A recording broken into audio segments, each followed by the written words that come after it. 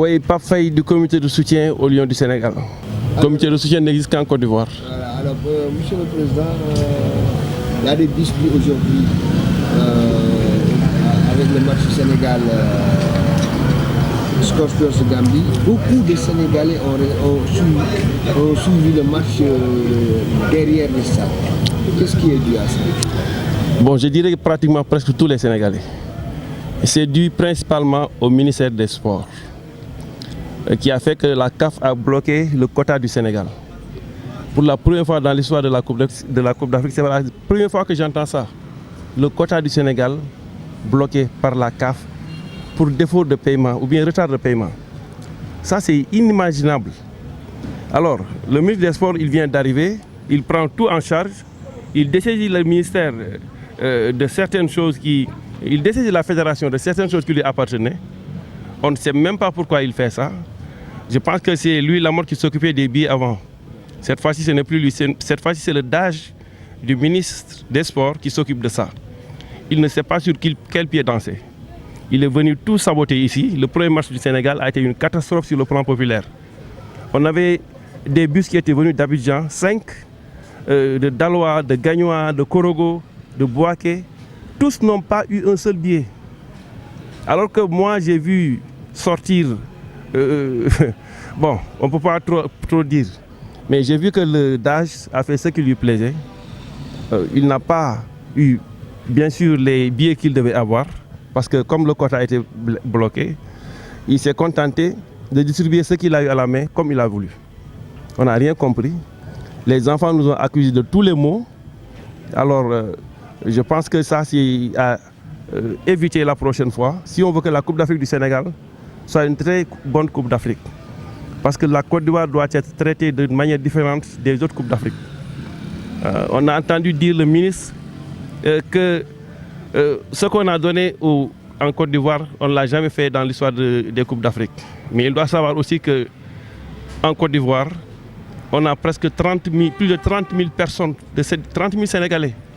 Donc il n'y a pas un autre pays de la sous-région, il y a autant de Sénégalais. Donc si on fait quelque chose qu'on n'a jamais fait, c'est normal et puis on doit faire plus même parce que c'est insuffisant. Voilà, je pense que... Beaucoup de ressortissants sénégalais ont été fâchés, ils ont même pu rejoindre leur ville, comme Bouaké, comme Abidjan. Est-ce que c'est rassurant pour le deuxième match?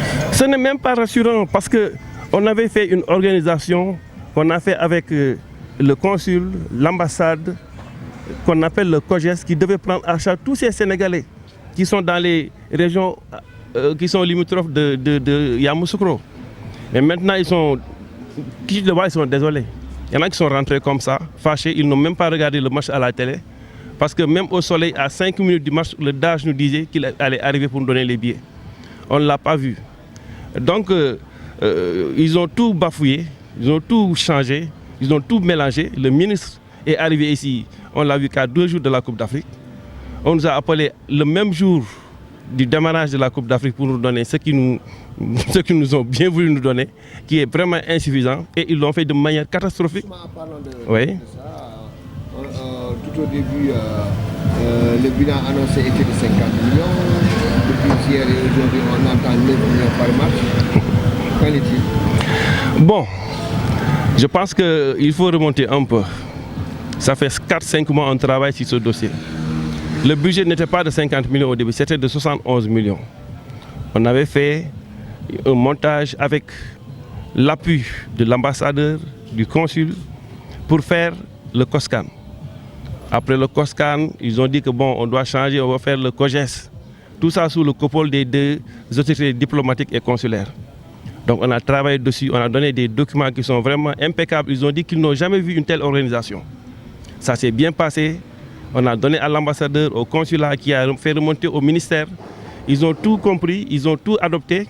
Et ils sont venus nous dire que le ministre est là au dernier moment et que nous allons avoir ce qui nous est dû. Bon, on ne sait pas ce qui s'est passé. On a dit maintenant c'est 50 millions. Ils ont changé les termes des documents. Ils ont fait tout ce qu'ils ont voulu. Bon, on a dit qu'avec 50 millions aussi, on peut nous débrouiller. Ce n'est pas ce qu'on voulait, mais on peut nous débrouiller. À la dernière minute, on dit maintenant non. Maintenant, c'est chaque match 9 millions pour les 3 premiers matchs. Alors que le budget qu'on avait fait, c'était un budget du premier tour qui était de 50 millions. Maintenant, comment tu peux dire que le budget de toute la compétition, c'est de 50 millions?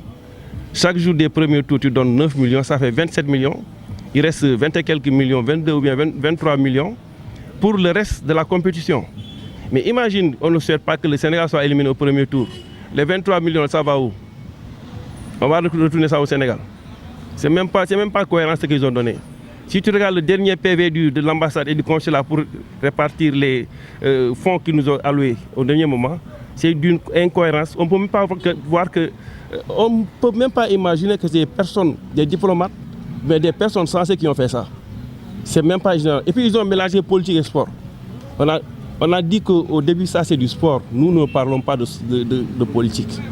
Maintenant, au dernier moment, on nous dit qu'on donne ça à tel amical central, on donne ça au... Je ne sais pas, mais j'ai mal au cœur, j'ai du mal à parler actuellement sur ça. Alors, le président de la République, le premier Sénégalais, vous écoute. Aujourd'hui, vous avez envie de lui dire quoi? Quel message lancez-vous à l'endroit du président de la République et de son premier ministre? Lors de sa dernière visite ici, le président de notre comité avait pris la parole et lui avait parlé. Il nous avait promis une aide. Cette aide-là, on ne la voit pas sérieusement. Maintenant, la Coupe d'Afrique, c'est pour tous les Sénégalais. On a vu ici une délégation qui est venue avec je ne sais pas combien de milliers de personnes. On a vu des ministres, ou bien un ministre, qui se comporte comme il veut. On dirait Napoléon. Personne ne peut le voir. Même quand il est venu pour faire la prospection, il est venu seul chercher les hôtels où doivent loger les gens. C'est le ministre qui faisait ça. Ça veut dire qu'il veut contrôler tout ce qui est la Coupe d'Afrique des Nations. Mais il ne connaît rien à la Coupe d'Afrique des Nations. C'est sa première Coupe d'Afrique des Nations. Donc il devrait au moins voir ceux qui avaient l'habitude de le faire, ceux qui sont là depuis 20 ans, ceux qui travaillent pour le sport et leur donner ça. Mais maintenant, il est venu faire une composition avec des, je ne sais pas, politiciens, des vieillards, des je ne sais pas quoi, pour essayer de faire la Coupe d'Afrique. On ne le voit pas. Je pense que voir Napoléon est plus facile que voir le ministre des Sports actuellement. Sénégal rek moo fi am loolu de man gàcce bi ma si am tey musuma ko am bi may déggee jógee stade gis Mali gis Guinéens yi gis Camerounais yi gis Gambiens yi sax def ay délégation dem feesal stade bi ma gis ay pokku sénégalais yu ndaw ak li nga xam ne moo nekk ci biti nga xam ne mat nañ ñoo ñëpp au moins 3 fois nekk ci biti mënuñoo dugg nekk ci biti di gëstu di yuuxu naan dañoo bëgg a ñëw sol seen i maillot taxaw ñi jógee Abidjan ñi jógee Bouaké ñi Daloa ñi Gagnoa partout le Côte d'Ivoire mënuñoo dugg ba pare stade bi vide ma ne lii metti na ma quand je me suis rendu compte que le ministre moom moo nekk à la base parce que mooy njaak parce que yow doo ñëw fekk li fi daan nekk ñuy gagné ay coupe di ñëw ñu koy def di ko liggéey nga ñëw di ko changer on ne change pas une équipe qui gagne on la renforce au moins mais pas ñu koy affaiblir celui qui était en charge des billets au niveau de l'organisation de la fédération c'était lui Lamotte je pense cette fois-ci du moom pour quelle raison ñu jox ko daaj bi nga xam ne xamu fi dara ministre bi kenn du ko gis loolu nit ñi nekk ci biti mënuñu am ay billets ñu nekk fii di ko fay di ko jox ñoo xam ne waruñu leen ko jox indi seen i gan ak seen i kii jox leen ko jël hôtel yu cher yoo xam ay millions la ñun hôtel yi ñu réservé woon pendant des mois mënuñu fexe ba fay ko fi mu ne nii lu tax te ñoom ñu ko jox avec l'ambassadeur le consul ñoom ñoo formé COJES bi moo waroon gérer lépp ñoom ñoo koy chapeauté au dernier moment ñu change ko def lu leen neex mais loolu lu tax. kan moo def lu ko neex ministre bi fédération war a kan. ministre bi dafa def lu ko neex parce que ni mu ko defee lu noonu kooku ñëpp xam nañ ne ministre des sports du moom mooy gérer ay billets pour Coupe d'Afrique des Nations loolu musul am Sénégal. De deux la fédération dañoo jël seen responsabilité waruñu bàyyi ministre bi def loolu ñu bàyyi ko mu koy def ba ñoom ñu dem les membres les membres de la fédération am na ñoo xam ne demuñu le COMEX. ñu bëri man gis naa leen tey lu ma presque 10 personnes dugg ci stade bi dañoo dox ba fële ñu dàq leen ñu ñëwaat ci naaj bi ah même ñooñ dañoo mujj gerte dem ñibbi seetaan match bi ci télévision bi mais fédération bu dee ñoom sax mun ñu am billet yu mat nan la Sénégal nekk fi dem billet yu mat. mais lan mooy problème wax nga léegi ci tubaab. nga ni CAF confédération africaine de football. dafa bloqué ay billet wu Sénégal ndax fayu. loolu donc Sénégal rek la fi loolu dal mooy dafa am retard ci paiement bi. CAF bloqué quota au Sénégal parce que CAF dafa am habitude di liggéey ak les fédérations ministre bu ñëwee dugal ci boppam dugal foo xam ne war foo dugg def ay erreur CAF du ko may dara loolu c'est une honte CAF pays ñoom ñoo nekk champion d'Afrique en titre ñun ñuy bloqué suñu quota ay supporters te ñu ëppale supporters fi mu ne ñu bari suñ poule ñu ñoo leen ëppale supporters ñoom ñëpp te tey ñoom ñoo fa ëpp Sénégal ñu ngi si biti kon le ministre des sports na toog place am fédération tamit def li mu war a def yëf yi jaar yoon Coupe d'Afrique ñu gagné ko. mais gedd bu bëri gedd waa San Pedro gedd waa Abidjan gedd Sénégalais yi San Pedro Sénégalais yi Abidjan Sénégalais yi Boaké Sénégalais yi Goroko ah ñoom ñëpp gedd dellu est-ce que bu am lu muy def ci équipe est-ce que mënul yàq. non tey man victoire dafa ma bett tey parce que bi ma gisee nit ñi ni ñu sonne seen xol ni mu jeexee seen xol ni mu tàngee dama doon lii mënuñu gagné tey yàlla moo ñu dimbale ñu gagné parce que lii du nekkatul sport dañ koy jox ñu ko moom ñooñu gedduñu de seen xol dafa jeex amuñu ku ñu waxal gis ñu ku ñu defal dara ñu jël seen i bagage dem ñibbi mais si conditions yi duñ mën a dellusiwaat parce que lii loolu ku bëgg rey sa maam luñu ma ko loolu la. alors tey jii njiitu réew mi premier Sénégal ak son premier ministre tey lii moom dong moo ci mën dara lan ngeen koy wax. moom rek moo ci mën dara te ñëw na fii suñ président jëloon na parole wax moom promettre dinañu aider bi ñu déggee loolu dañoo kontaan moom rek moo fi mës a ñëw indi ñuy aide boo xam ne baax na muy basket bi fi nekkoon fii afro basket mu jàppale ñu. afro basket boobu ça s'est bien passé Sénégal qualifié woon pour la coupe du monde bañ dem ba quart de finale sax cette fois-ci ñëw na promettre nañu na xoolaat ministre am na ko wax ak moom ne ko na def yëfi nit ñun nag du ñu wax ay wax yu ñaaw ak yooyu mais nag ay Sénégal lañ na def yëfi nit na toog fa mu war a toog def la mu war a def ñeneen ñi def li ñu war a def. fédération tamit nañ jël seen responsabilité ministre bi li ñu def xam nañ du yoon nañ ko wax dañ ko def wala ñu dem à qui de droit ñu wax ko pour que la suite mën a continuer. fanweeri millions yi leen wax juróom fukki millions yi leen waxoon mujjee ci fudul juróom-ñeenti millions par match loolu moom doy na waar bi. bon xaalis bi doon ni mu demee woon noonu du luñ jëloon au hasard ay études yu ñu defoon la pendant presque 6 mois consulat ak ambassade di ñu si aider chapeauté ko dem. ñu formé benn lu ñuy wax COSCAN ba si yàgg ñoom ñu changé ko ñu ne les COJES la ñoom ñoo koy chapeauté ñun ñooy exécuté mais maintenant foofu tamit jox na leen budget boo xam ne xam nañ ko mu nekkoon 71 millions bañ d'accord parce que xam nañ lii lu baax la dañuy regrouper Sénégal yi nekk Côte d'Ivoire ak yi nekk si diaspora bi yëpp wëruñu suñ sous région bi ñëw ñu jàppale leen tey bi may yoo xam yoo fi mu ne nii am na Burkinabé yoo xam ne ñu ngi leen teg fële ñu nekk si conditions yoo xam ne dañoo bëgg ñun sax ñu jëmbalee leen pour ñu mën ci génn ay Sénégal de Burkina yu fi nekk parce que ñooñu leen gis am na ñeen ñoo xam ne gisuñu leen fii Côte d'Ivoire distance dafa sori même Abidjan bu guddee tuuti pour nga ñibbi problème la Koro bu ñibbi pour nga ñibbi problème la feneen ak feneen ak feneen ñu defar ay jël ay sites yoo xam ne sites yi ambassade xam na ko consulat xam na ko parce que ñoom demoon nañ ba naan sites yi sax nañ fa def ay ambulance pour teg leen fa jàppale leen pour mu am sécurité au moins sur le plan sanitaire bi ñu leen joxee début bi ñu ne dafa cher kon nañ ko bàyyi. ça veut dire qu'ils sont au courant si yaa ngi fi ñu ngi fa nekk fi mu ne nii fi mu ne pour fay ko sax problème la parce que dañuy créer problème yoo xam ne indi nañ liñ ba ñu am ñu dugg fi mu ne ñoom ñu def noonu li ñuy joxe mënta fay 111 millions la ñu waxoon bañ d'accord ba ministre bi xaw ma gis na ko wala déet parce que moom mënu maa wax ci moom dara fi mu ne ndax kenn mënu ko gis doo wax ak kenn ñëw na plusieurs fois kenn du ko gis bu fa yoon nit du ko wax kenn ñun duñ ko yëg maintenant l'ambassadeur lui xam na ko le consulat xam nañ ko au dernier mois changé nañ ne nañ ministre 50 millions la jox ñu ne d'accord même bu fekkee li ñu bëggoon amuñu ko lii mën nañ ci débrouiller wu à 2 jours de la Coupe d'Afrique ñu woo ñu ne ñu léegi du toon loolu chaque journée c'est 9 millions ne ñu nag lii mosuñu ko defal benn Coupe d'Afrique des Nations c'est vrai mais mosuñoo dem benn Coupe d'Afrique des Nations boo xam ne ressortissants yi nekk fii nekk nañ ci dëkk boobu même Mali bi nga xam ne bari nañ ay ressortissants sénégalais Côte d'Ivoire moo leen ëppale foofu ils sont on a presque plus de 30 000 ou bien 35 000 sénégalais qui sont là même bu ñu indiwul woon 12e gaynde national Allez Casa lébu gi ñoo ñëpp indiwuñu leen li fi nekk fii mën nañ feetal stade Côte d'Ivoire yi au lieu ñu gérer noonu am loo xam ne kenn amu ko fi ñu nekk fii dañu mettre des bâtons dans les roues sonal ñu ba booy yi nga xam ne ñun ñoom la ñuy aidé ñu ñuy attaqué ñun yaakaar na ñun ñoo téye seen i billets joxuñu leen ko. dafa rax politique parce que biñ ñu waxee dañuy def COJES dañ ne woon léegi dañuy regrouper toutes les associations autour du comité de soutien parce que bëgguñu loo xam ne dañuy am division mais bi yëf yi ñëwee léegi au lieu ñu continuer sur la même lancée lu ñu def dañoo génne dañoo génne xaalis jox ko ay président amical yoo xam ne ñu ngi ci région yoo xam ne ce sont des politiciens xamuñ ci football dara ñoo dañu regrouper wu fii parce que dégg nañ Coupe d'Afrique des Nations ñëw na dina ñëw xam nañ ne xaalis dina ñëw ñoo léegi nañ ñëw lekk ci loolu moo seen génn amuñ ci benn njariñ ci sport ay màgget lañ yoo xam ne sax mu ñoo dem terrain parce que 4 kilomètres yi ñuy dox nii kenn mu ko ci dox loolu ñu leen joxe xaalis boobu fu muy dugg lu ñu ciy def defuñu ci dara lu lekk ko dem tëdd. ah.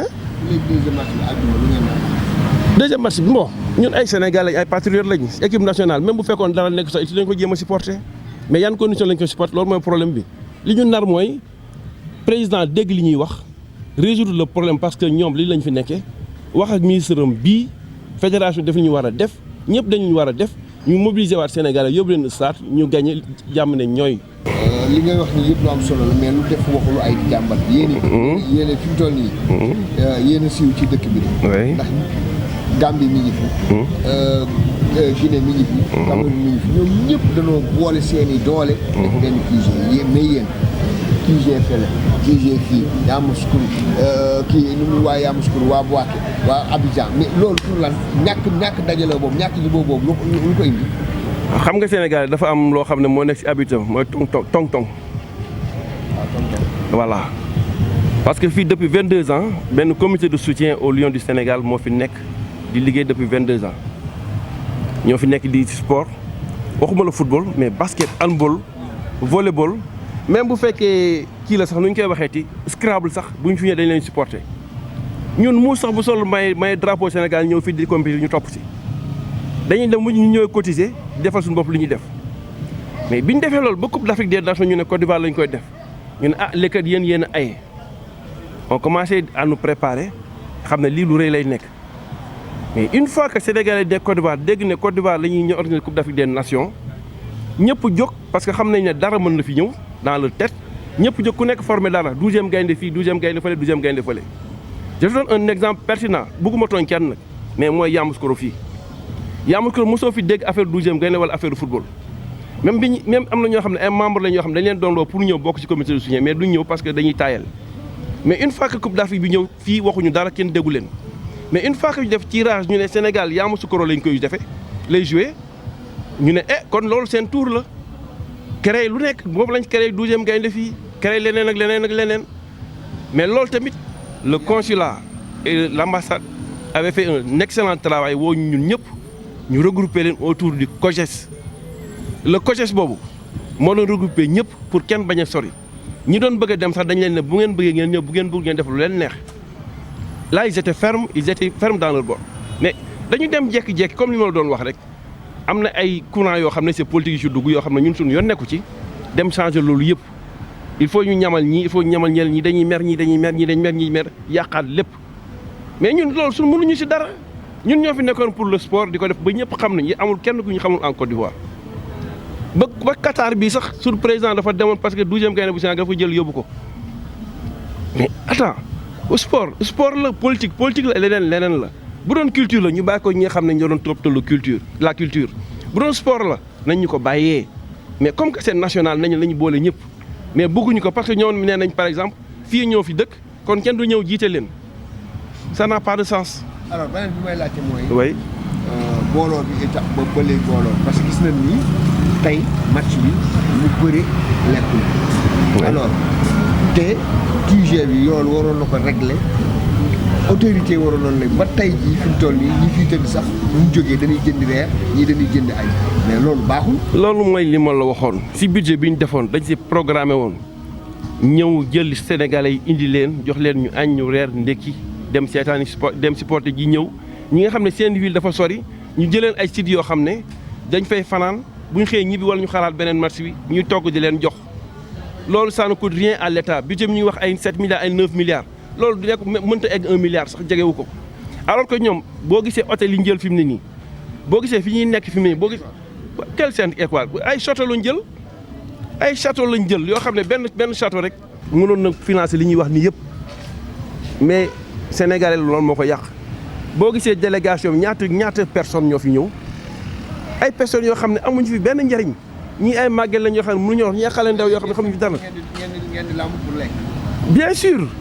bien sûr parce que yëf yi matul ba pare Sénégalais yi mënuñoo lekk parce que déjà boo leen jëlee Abidjan 8h ñu ñëw fi boori midi talaguñ lekk parce que billet la ñuy soxla koo ci wax affaire lekk du la faale sax ñëpp dañoo dem ba xam ne amuñu billet ñu doon xam ne xiif nañu te booy noonu la ñibbiwaatee Abidjan ñi fi des fi mu ne nii ñoom ñoo ñëw ñu defal leen ay alloco yu ma xamal yu ma kii léegi xam nga lu ambassade ak consul wax moom ñu jox leen pour añ bu ñu ñëwee si budget bu bees bi 2000 francs sénégalais bu nekk nañ ko wax 2000 francs pour ñu dem añ reer ndekki alors que dañ leen toggal jox leen ñëpp ñu lekk. léegi deuxième match bi est-ce que loolu yëpp préparé ngeen ko pour que nit ñi ñëw mën a lekk. sinon mais il faut ñu changer li fi xew fi mu ne bu ñu ko changé wul kenn du ñëw